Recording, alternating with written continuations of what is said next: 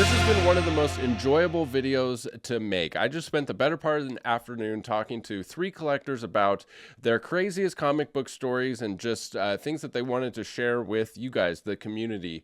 It was an absolute joy to have these conversations, and I hope that you enjoy it. There's a lot more that goes into these videos with the scheduling and the tech and the recording and the editing. So please, if you wouldn't mind leaving a like and sharing this with your friends, hopefully the algorithm will pick this up and it will make the video worthwhile.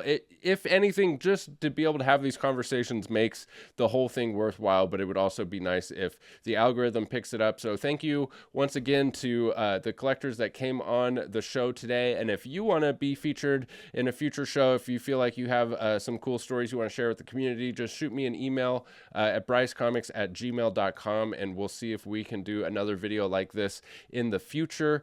Don't forget, we always do two giveaways here at Bryce Comics. One for the YouTube channel. This month we're giving away 2 free slabs. If you subscribe, comment, and like this video, you're entered to win those. And if you head over to brycecomics.com and use code COLLECT10, you'll get 10% off all in-stock items. That code is always active. And sign up for the newsletter while you're there, and you get entered to win an additional 2 slab giveaway this month. And that's where you get first access to new collections when they come through the shop. We are always buying, so if you'd like to sell your collection, shoot me an email at brycecomics@gmail.com, or you can hit me up on Instagram as well, and I'll get you a fast, fair quote and get you paid quick for your comics. We also go live on Whatnot. I don't know if we're going to have one tomorrow. If you're watching this the day it comes out, but typically on Fridays we'll do slab shows. There's a link in the description for $15 towards your first purchase, where we always have stuff in the Buy It Now for $15. So if you're new to Whatnot, you can stop by and pick up a free book, and we're having a ton of fun over there. It's all about engagement with the community. You know, these Whatnot shows are engaging with the community. Instagram is engaging with the community. Videos like this, I just feel so honored to be a part of this community. It's so great to connect with you guys, and I definitely would love to do more videos like this because of it. It just brings it all home to think, you know, that there's almost 20,000 subscribers at this point, and, you know, just thousands of people like the ones that you're going to meet today. It's just such an honor. I'm so privileged. I'm so grateful for all of you, for all the support all these years, and I can't wait to see where this goes in the future. With that said, let's get some crazy stories from these 3 awesome collectors. Thank you so much, Mark, for coming on the show. Super excited to hear your story and hear some of your craziest stories. Why don't you just start by just telling us a little bit about yourself? Well, I retired recently, and like you, I live in the Rocky Mountains, except down in southern Colorado. And for years, I collected Silver Age marble, primarily a little into the 1970s. I kept moving because I was beginning my career, and I got tired of lugging them around, so I sold probably 80% of them and kept I should have kept the ones that were more valuable, but I just kept the ones I like to read. The early days, though, of collecting, I'm fairly old. I was collecting in the early 60s. And back then, I guess I was around 10. My folks had divorced, but my dad lived in New York, which was where Marvel was in the city. So I wrote to Stan Lee, and he actually wrote me back and said, yeah, you can come visit me, and I'll give you a tour. Which was rare. Years later, he totally stopped doing that because so many people wanted a tour. Wow. So I get to New York, and my dad, show him the letter. He says, well, I really don't want to drive in that downtown traffic. Like, well, I think this is worth it. Yeah. But so he calls up Stan's secretary, Flo, I believe was her name. Oh. And she says, yeah, he's here on the calendar. Stan is looking forward to seeing him. He's at lunch right now, but he'll be back. So my dad says, well, tell him we're not coming. I'm like, Dad. So we didn't go. But at that point in time, I made a vow to myself, I'm going to have some time with Stan Lee in my life, before I die. Years go by, and I became a reporter, and Stan was coming to town. He was going to give a lecture. So I set it up with his team. He liked my work. He says, could you do some other photography for me? I said, yeah, sure. So I did an interview for the paper. It was really interesting. He's, as you know, quite candid and quite comical, and he's just a fun guy.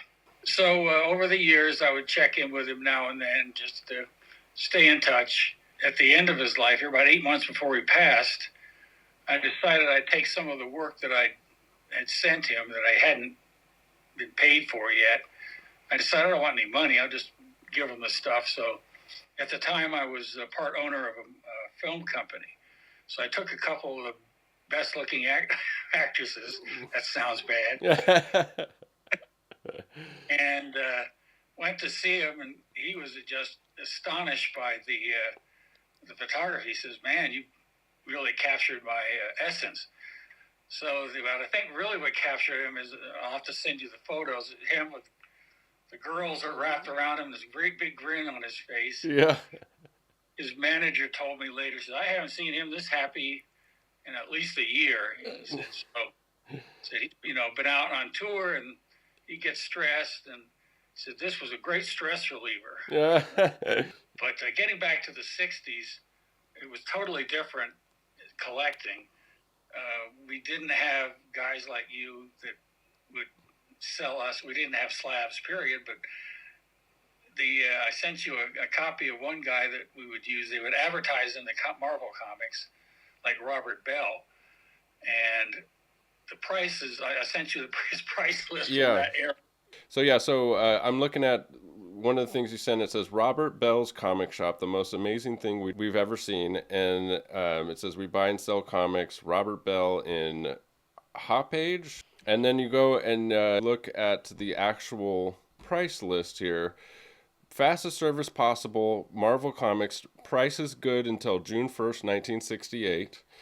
And the first item on the list there is Amazing Fantasy 15 and is $7.50. And what's interesting, though, to me is right next to it is Sergeant Fury #1 is $6.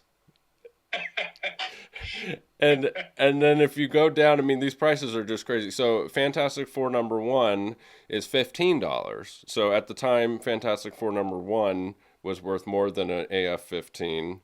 A Hulk #1 was $8, so more than an AF-15. Tales of Suspense 39 was $4. And one of the things that really stands out to me is it says prices are per issue. All books are in good condition unless otherwise stated. So can you talk a little bit about that, about collecting back then? When you bought it, did you buy things off of lists like this? Not very often, but yes, sometimes.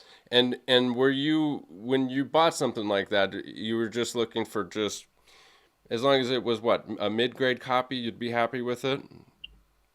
Yes.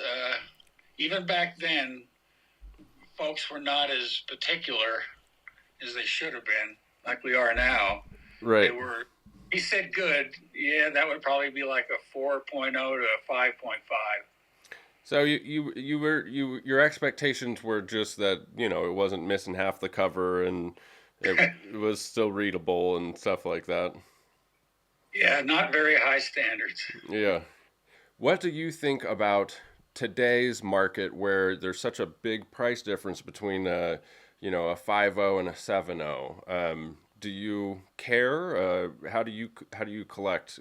Yeah, I have some grails, and I have to admit I usually can't afford any 8.X and better. So I usually buy I try to buy a 5.0 to a 7.5. And my thought is those are more affordable for most people. So when it comes time, ultimately, when I sell my collection, I think they probably go pretty quickly. So absolutely. Yeah, you're absolutely right. Yeah, the ones that fly off the shelf the most for grails for me are the 2.0s. Well, hey, Mark, thank you so much for coming on. I really enjoyed this, and I know everybody else is going to be grateful to hear your stories as well. So thank you once again. Thanks, Brian. Well, Joe, thank you so much for coming on the show here today. When you emailed me, didn't you say collector? Yeah, here's the email. Collectors of Christmas Past, ancient comic guy. So I appreciate you coming on. We're anxious to hear some of your wildest comic collecting stories. But why don't you go ahead and start and just introduce yourself here real quick? Okay, my name is Joe. I'm from Brooklyn, New York. I'm 70 years old. I've been collecting since like 1965, but I've been reading comics. Before I could even read, I was looking at them even earlier. I basically started buying Harvey comics. At the time, I liked the quarter size. They were 64 pages. That was actually a lot of money for a kid to have. So I had to dust all the furniture in the house, and my mother would give me a quarter, and I'd run out and I'd buy the Spooky or the Casper or whatever. I'd bring it home, and I would just read it over and over again. It just was amazing how I was drawn to the shiny covers and really some of those Harvey comics had some really beautiful, colorful covers. I guess the same thing could be said with Dell. So that's basically what got me hooked. I wish I had it with me, but one of the greatest covers of the Silver Age that's basically overlooked is the Friendly Ghost Casper number 78. It has this beautiful cover of Casper like putting in a winter storm, putting gloves on a clock, and the expression on the clock's face is more of like surprise that somebody even cares, more than gratitude. Is that one of your favorite covers? Yeah, I think it actually captures emotion. It shows apathy and, and it shows compassion. And I don't know, maybe maybe I'm still an old Casper cover, but that one really. I don't think I'm not it's. I saying the don't other think covers it's. weren't like Spider-Man 50 and Yeah. Spider-Man 39. Oh my God! When I saw Spider-Man 39 on the shelves, I freaked. Oh, what a great cover that was! But Yeah. that's all I wanted to say. Just to keep an open mind, an open heart, and open eyes, and you'll discover a lot more than what there is. And there's so much out there, and just don't miss any of it. Just try to take it all in because it's a great, wonderful hobby. It's been with me all my life, and I'm very grateful to have been here. Yeah. Yeah, well, we're certainly grateful to have you on the show. It was an absolute pleasure. So thank you for coming on. And yeah, I hope we can do it again and take a look at some of your personal books and things like that. Thank you so much, Joe. That would be wonderful. Thank you so much. Have a good day. Bye. All right. Well, Jeff, thank you so much for coming on the show. I was just telling you off the air there that I'm all jazzed up because I've had such a great afternoon talking to old school collectors, and I'm excited to hear some of your stories. And yeah, my pleasure. So why don't you tell us a little bit about yourself and some of your craziest comic stories? I started comic collecting back when I was a kid, probably 12 years old, 13 years old. I was living in LA, and my uncle happened to work for Marvel Productions. He was a producer for the animation studio in LA. So he was working on things like Muppet Babies and G.I. Joe and Transformers, all those classic, 80s cartoons that we know. So when we moved to LA in about 1985, his son, my cousin, ended up giving me a binder that had G.I. Joe comics in it, which I was a huge fan at the time. I was 12, 13 years old. And I remember because they were in a 3-ring binder, and they were in those gallon Ziploc bags, and they were punched holes to the thing, so you had to, page through it like a book. And I loved that thing. And then after a while, I just started really get into it. And then in January of the next year of '86, my uncle brought my brother and I into the studio where he worked to show us around. So at that time, people who worked in the animation business, they would get a copy of every comic that Marvel would publish that month. So they'd ship them all off to your producers, your writers, your animators, whatever the case may be. So he just had them pile up in his closet in his office. He barely even touched them because he was, busy doing other stuff. So he gave my brother and I 2 huge boxes. We're talking Costco pineapple size boxes of, comic books. And we just took those home and just went nuts on them, just dove right in. And then to top all that off, if that wasn't enough, he brings us around the office, gives us a tour of the Marvel production facility, all the animation. And then he says, come on over here. Brings me in. Stan Lee's in his office, just sitting there, just chilling at his desk. And I was like, I knew who he was already at the time. I was like, whoa. He's like, yeah, nice to meet you. Talk to me for a few minutes. And just, hey, really cool, and then all of a sudden he reaches behind his bookshelf and he gave this. Should have that ready. He reaches up and he grabs this. Marvel Universe reference. If you remember these, right? This was that limited series they put out in the 80s that just had every single character, every vehicle, you name it. So he reached back and he gave that to me, and then he signed the front. Oh, wow. And I remember because he signs the 85, and I was, as a kid, and it was January. I was like, oh, it's 86, Mr. Lee. And he's like, oh, my bad. And he just, corrects the 80. You can see how he wrote the 6. Wow. So needless to say, I took this thing home, and I have devoured this thing cover to cover since I was a kid, and remarkably kept in good condition, too. So yeah, that's interesting. I've never. So can you find those today in the aftermarket? I have never seen these in this format. These were bound together by a publisher specifically for Marvel producers and creators. I don't know even how many of these things exist. There might only be like 4 or 5 of these things for all I know. These you can find, obviously, the individual issues and stuff, and they've redone these 10 times already since then. So then, if that wasn't so, obviously by doing that, he created a Marvel fan for life. I'm this wide-eyed 13-year-old kid going, Stan Lee gave me this. He met me in shook my hand. Da, da, da, da. So then my uncle comes to our house about maybe, I don't know, a month or 2 later. He has a couple of things with him. He says they were cleaning out dumpsters behind the studio or whatever. He has 2 sheets of original art. One of them was a splash page to a Thor issue. I can't remember which one it was. I think it was like probably 140s, 150s, right around there, Bronze Age. The other one, and here comes the heartbreak part, was the cover to Fantastic Four 94. Oh, wow. Agatha Harkness issue.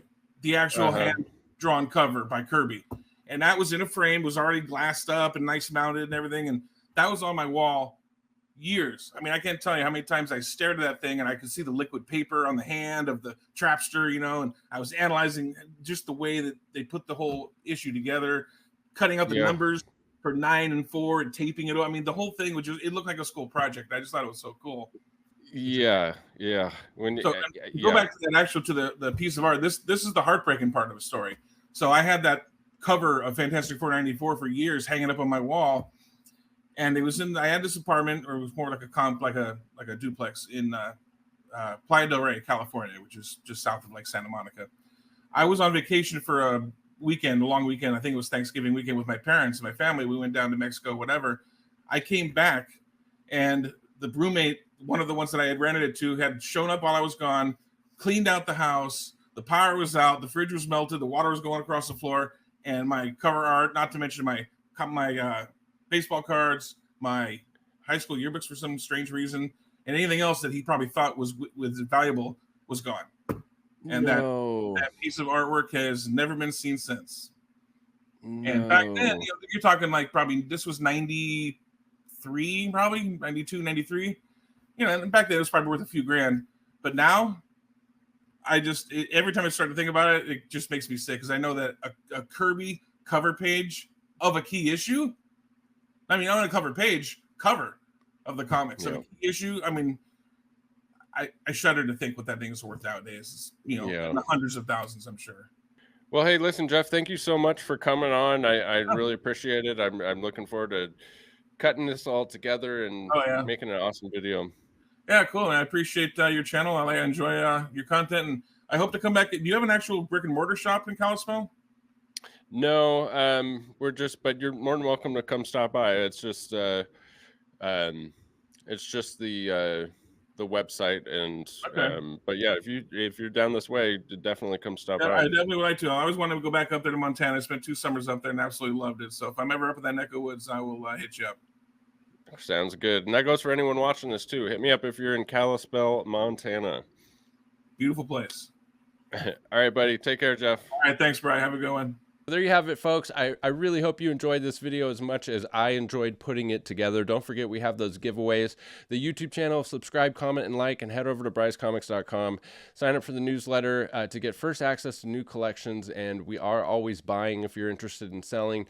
Send me a list of what you got, and I'll get you a fast, fair quote and get you paid quick. I hope to see you over on Whatnot. There's a link down below for $15 towards your first purchase if you're new to Whatnot, and follow us over on Instagram so we can connect more with the community. Thanks once again for sticking with me all the way to the end of the video. We'll catch you in the next one. Bye.